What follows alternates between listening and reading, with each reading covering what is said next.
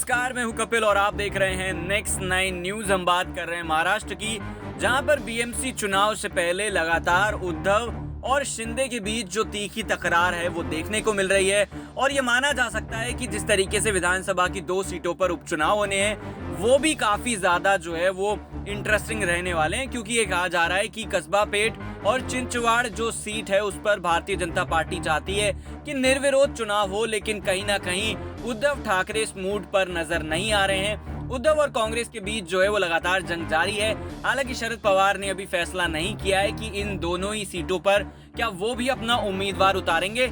यहाँ तक बात खड़ी हो गई थी कि महाविकास आघाड़ी जो गठबंधन है क्या वो रह पाएगा, या फिर इन विवादों के बीच में जिस तरीके से दोनों के बीच अगर सीटों को लेकर बात करी जाए तो अभी से तकरार होने लगी है। तो बीएमसी चुनाव और खासतौर पर लोकसभा चुनाव से पहले कैसे डिसाइड हो पाएगा कि कौन किन सीटों पर चुनाव लड़ेगा।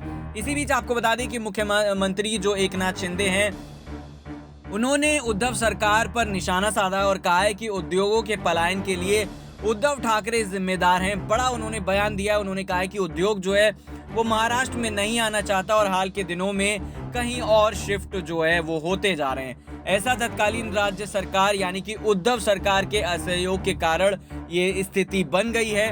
शिंदे सरकार की अगर बात करी जाए तो पिछले साल जून में तत्कालीन मुख्यमंत्री उद्धव ठाकरे के खिलाफ उन्होंने विद्रोह जो है वो अपना लिया था और उसके बाद शिवसेना को भी 2 हिस्सों में बांट कर रख दिया था।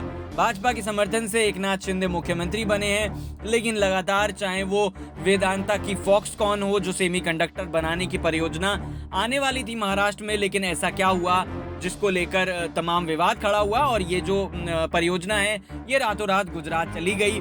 इसको लेकर नरेंद्र मोदी पर भी विपक्ष आरोप लगाता रहता है। उसका कहना है कि ये गुजरात ले जाने के पीछे कहीं ना कहीं नरेंद्र मोदी का हाथ था।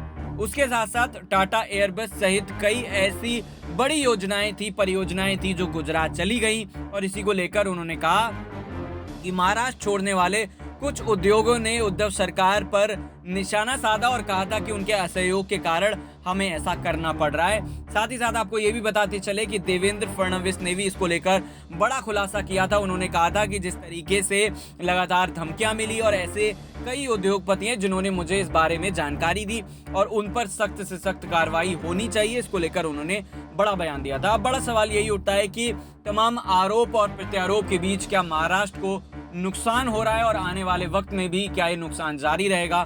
कमेंट करके जरूर बताइएगा। फिलहाल देखते रहिए नेक्स्ट 9 न्यूज। इस खास पेशकश में इतना ही। नमस्कार।